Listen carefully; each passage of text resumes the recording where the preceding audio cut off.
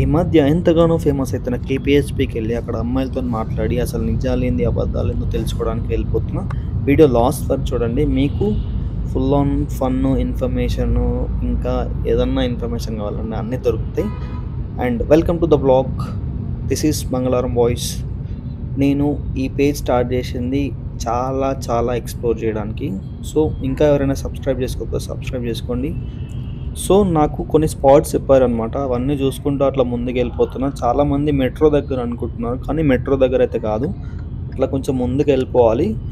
So ఆ spots అన్నీ check చేసుకుంటూ వెళ్ళిపోతున్నా అనమాట. చూడండి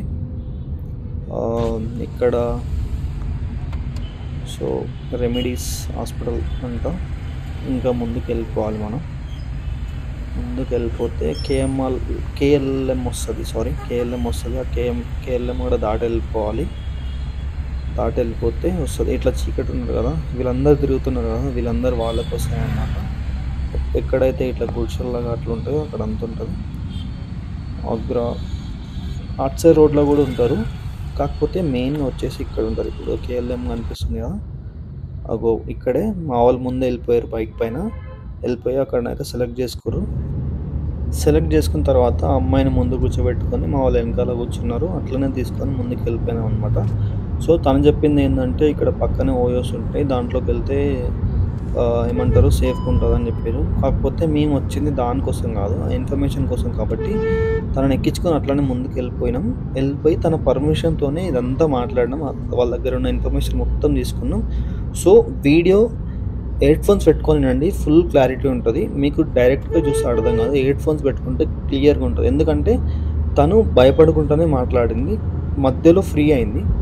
సో భయపడుకుంటూనే మాట్లాడింది, కానీ మస్తు ఇన్ఫర్మేషన్ అయితే ఇచ్చింది. చాలా వరకు ఇన్ఫర్మేషన్ అయితే కవర్ చేసిన నేను. ఒకసారి ఇయర్ ఫోన్స్ పెట్టుకొని మీరు వినండి. అండ్ ఇంకోటి, నేను ఫుల్ ఫొటోస్ పెట్టలేకపోతున్నా, ఓన్లీ ఆడియో పెడుతున్నా. ఆడియో వినండి. వీడియోస్ మేము రూమ్కి వెళ్ళి అక్కడ ఆగి అంతా ఉంది, బట్ అదంతా పెడితే స్ట్రైక్ పడుతుందని చెప్పేసి నేను పెడతలేను. ఓన్లీ ఆడియో ఒకటి ఉంది, వినండి. ఓన్లీ ఇది సోషల్ ఎక్స్పెరిమెంట్ కోసం. యాక్చువల్గా మీరు ఎంత తీసుకుంటారు అంటే ఒక్కొక్క పర్సన్ని బట్టి ఉండిద్దండి. లైక్ ఒక్క షార్ట్కి 2500 ఇస్తారు కొంతమంది 2000 ఇస్తారు. కొంతమంది ఫుల్ నైట్కి బుక్ చేసుకుంటారు. అలా బుక్ చేసుకుంటే 10,000 కొంతమంది ఇస్తారు, కొంతమంది 15,000 ఇస్తారు. అలా ఉంటుంది. అవును. అసలు మీరు ఇది ఎందుకు చూస్ చేసుకున్నారు? వేరే ఉన్నాయి కదా, పైసలు రావాలంటే చాలా రకాలు ఉన్నాయి కదా. పైసలు రావాలంటే చాలా రకాలు ఉన్నాయి, కరెక్టే. కానీ ఎక్కడికి వెళ్ళినా ఇప్పుడు చదువు కనీసం ఇంటర్ అని ఉండాలి, లేదా డిగ్రీ అని ఉండాలి అంటారు. సో అట్లా డిగ్రీ కూడా చదువుకోలేని వాళ్ళు చాలామంది ఉన్నారు. అలా సో డిగ్రీ కూడా అవ్వాలకి జాబులు ఏం దొరకట్లేదు. మాకేమో ఇంట్లో మా మీదే ఆధారపడి ఉంటారు కొంతమంది. సో వాళ్ళ కోసమైనా ఏదో ఒకటి సంపాదించాలి అని ఎవరిని అడిగినా జాబులు లేవు అంటారు, లేదంటే మీరేం చేస్తారు, మీరు ఎట్లా చేస్తారు అని అంటున్నారు. సో ఇంకా మాకు ఏ దారి లేక మాకు ఇదే దారి అని మేము అనుకొని ఇందులోకి వచ్చినాం, తప్పక. అంతే. ఎంతమంది ఉన్నారు మీ గ్యాంగ్ మొత్తం? ఎంతమంది అంటే ఉంటారు, ఒక 30-50 మంది ఉంటారు. అందరు ఆంటీలేనా లేకపోతే అమ్మాయిలు కూడా ఉంటారు? కొంతమంది అమ్మాయిలు ఉన్నారు, కొంతమంది ఆంటీలు కూడా ఉన్నారు. సరే, అమ్మాయిల కంటే ఏమో ఆంటీల కంటే ఏమో అనుకోవచ్చు, మరి అమ్మాయిలకి ఎందుకు అట్లా? అమ్మాయిలు వేరే చేసుకోవచ్చు కదా. ఆంటీల కంటే డిగ్రీ ఉండదు, ఏముండదు కాబట్టి వాళ్ళు చేసుకుంటారు. ఇప్పుడు అమ్మాయిల కంటే చదువుకునే ఉంటారు కదా. అమ్మాయిలు చదువుకునే ఉంటారు, కానీ కొంతమందికి ఇంగ్లీష్ మాట్లాడడం కొంతమందికి మంచిగా వస్తుంది, కొంతమందికి ఇంగ్లీష్ మాట్లాడడం రాదు, కొంతమందికి ఎట్లా మెసులుకోవాలో తెలియదు. ఎందుకంటే పల్లెటూరులో ఉండొచ్చారు కాబట్టి సిటీలలో ఎట్లా మెలుసుకోవాలి, ఎట్లా మాట్లాడాలో తెలియదు. కాబట్టి కొన్ని కంపెనీలకు వెళ్తే ఏంటంటే వాళ్ళు కూడా ఇంగ్లీష్ రాదని కొంతమంది, లేదంటే బట్టలు వాళ్ళదని కొంతమంది, అట్లా జాబులు కూడా ఎవరు ఇవ్వలేదు. అంటే ఇదే మేము అనుకొని ఇందులోకే ఫస్ట్ వచ్చినామని కాదు. కాకపోతే మా వాళ్ళు కూడా చాలా ట్రై చేశారు, జాబుల కోసం చాలా ట్రై చేశారు. కానీ జాబులు కూడా ఎక్కడ దొరక్క అట్లా అని ఇంట్లో వాళ్ళని పస్తులు అడుకోబెట్టలేక ఇక తప్పక మేము ఇందులోకి వచ్చినాం, అంతే. ఇప్పుడు ఇది మీరు చేయడం ఆపాలంటే మీకు ఏదన్నా హెల్ప్ చేస్తే మీరు ఆపేస్తారా? లైక్ అంటే ఇప్పుడు సపోజ్ మీకు ఏదన్నా జాబ్ పెట్టించినాం అనుకో, ఇప్పుడు మీకు ఎంత వస్తాయి మంత్లీ? ఒక నెలకి మీకు ఎంత సంపాదన వస్తుంది దీని మీద? అదే చెప్పినా కదా, ఒక రోజు ఒకళ్ళు వచ్చి 2500 అంటారు, ఒకళ్ళు వచ్చి ఒక నైట్కి బుక్ చేసుకుంటారు 10,000 అంటారు. అట్లా ఒక నెలకి ఎంత లేదన్నా మేము ఒక 50,000-60,000 వరకు సంపాదిస్తాం. 50,000-60,000? కాకపోతే ఏంటంటే మాకు ఏదైనా జాబ్ దొరికితే, అంటే ఏదో ఒకటి చిన్నదో పెద్దదో ఏదో ఒకటి కొంచెం మాకు కూడా జాబ్ చేసుకునే అవకాశం ఏదైనా ఇస్తే మేము కూడా చేసుకుంటాం. అలా అవకాశాలు దొరక్క అలా అని ఇంట్లో వాళ్ళని వదిలిపెట్టుకోలేక, ఇంట్లో వాళ్ళని పస్తు పడుకోబెట్టుకోలేక తప్పక మేము ఇందులోకి వచ్చినాం. కానీ మాకు ఇందులోకి రావాలని ఏం లేదండి. ఇప్పుడు ఆడవాళ్ళకి నెల మొత్తంలో ఒక 5 రోజులు పీరియడ్స్ ఉంటాయి కదా, ఇప్పుడు మరి ఆ టైంలో ఎట్లా అండి మీకు? మరి ఆ టైంలో ఎట్లా వెళ్తుంది?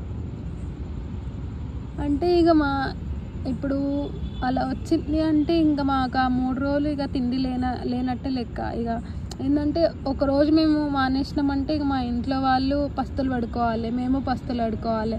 ఇప్పుడు ఇంట్లోనే జాబ్ చేసుకుంటామో లేకపోతే ఇళ్ళల్లో పనికో, ఇప్పుడు మాలంటే కొంచెం పెద్దవాళ్ళు ఏంటంటే ఇళ్ళల్లో పనికనో లేకపోతే చదువుకున్న వాళ్ళు అంటే జాబ్ చేయాలనో వస్తారు. అది లేనప్పుడు ఇక మనకి ఇంట్లో వాళ్ళకి డబ్బులు పంపించాలన్నప్పుడు మరి ఇంట్లో వాళ్ళని కూడా మేము చూసుకోవాలి. కాబట్టి ఇంకా 3 రోజులు మాకు ఇష్టమైతే చేస్తామంటే, మేము తట్టుకోగలిగితే, మేము ఓకే అనుకుంటే, మాకేమైనా ఓకే మేము చేయగలము, లేదంటే మా వల్ల అవుతుంది అంటేనే మేము వెళ్తాం, లేదంటే ఇక 3 రోజులు పస్తులు పడుకోవడమే. అంతేనా? సరే, ఇప్పుడు నేను ఏదైనా హెల్ప్ చేద్దాం అనుకుంటున్నా మీరు ఇది బంద్ చేయడానికి, ఎట్లాంటి హెల్ప్ చేస్తే మీకు యూస్ఫుల్ అవుతుంది? ఇప్పుడు మాలాంటి వాళ్ళు ఏంటంటే కొంచెం ఇంట్లల్లో పనిలో చూసుకుంటారు, లేదంటే ఆయాలగానా, లేకుంటే ఇళ్ళల్లో పనులు చేసుకుంటానా, లేదంటే ఏదైనా హోటళ్ళల్లో చూసుకుంటానా, అట్లా చూసుకుంటారు. చదువుకునే పిల్లలు ఏంటంటే కొంచెం ఏదైనా వాళ్ళకి తగ్గ ఏదైనా ఉద్యోగం, అంటే ఈ ఉద్యోగమే కావాలి ఆ ఉద్యోగమే కావాలని ఏం లేదు, ఏదో ఉద్యోగం అంటే చదువుకున్నారు కాబట్టి ఆ చదువుకు తగ్గట్టు ఏదైనా ఉద్యోగం దొరికినా మేము మానేయడానికి రెడీగా ఉన్నాం. ఓకే అండి, సరే అండి, థ్యాంక్ యూ ఇంత ఇన్ఫర్మేషన్ ఇచ్చినందుకు. కానీ మిమ్మల్ని చూస్తే ఒకవైపు బాధ అనిపిస్తుంది, ఇంకోవైపు నెలకి 50,000 అంటే ఆశ్చర్యంగా ఉంది. ఎందుకంటే ఈ రోజులలో ఏ గవర్నమెంట్ జాబ్ చేసినా వస్తలేదు. కాకపోతే మీకు ఇది నా మెయిన్ మోటో ఏంటంటే ఇది బంద్ చేయాలి అంటే, మీరు బంద్ చేయాలంటే మీకు ఇంకో ఏదో ఆల్టర్నేటివ్ సోర్స్ చూపించాలి. కానీ ఆ ఆల్టర్నేటివ్ సోర్స్ ఏదో మేము డిసైడ్ చేయడం కన్నా మీ ప్రాబ్లమ్స్ ఏదో తెలుసుకొని దానిపైన ఏదన్నా మాకు దోచింది మేము చేయడం కరెక్టే కదా, దానికోసమనే ఇదంతా చేస్తున్నాం. దీనివల్ల మీకు ఇబ్బంది ఏం లేదు కదా? మాకు ఇబ్బంది ఏం లేదండి, మాకు అట్లాంటి ఇబ్బంది ఏం లేదు. కాకపోతే గవర్నమెంట్ ఇంత సంపాదిస్తున్నారు, గవర్నమెంట్ జాబు ప్రైవేట్ జాబు అని మీరు అంటున్నారు, కానీ మాకు చేయడానికి ఏమి మాకు ఇష్టమై మేము ఇందులోకి రాలేము.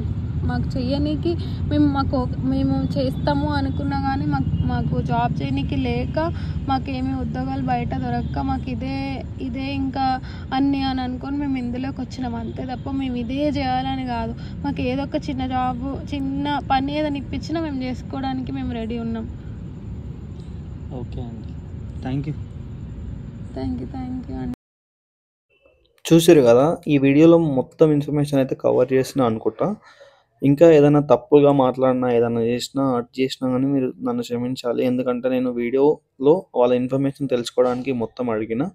ఇంకా మీకు తెలిసిన ప్లేసెస్ ఏమైనా ఉంటే నాకు కామెంట్ పెట్టండి, నేను అక్కడికి వెళ్ళి కూడా ఇట్లాంటివి ట్రై చేస్తా.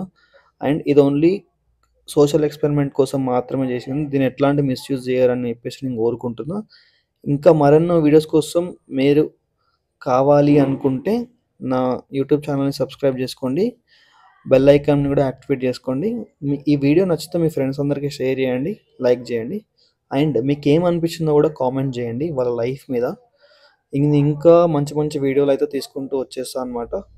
సో అవన్నీ మిస్ కావద్దనుకుంటే సబ్స్క్రైబ్ చేసుకోండి, చాలా ఇన్ఫర్మేషన్ అయితే ప్రొవైడ్ చేస్తా. అర్థమైందా?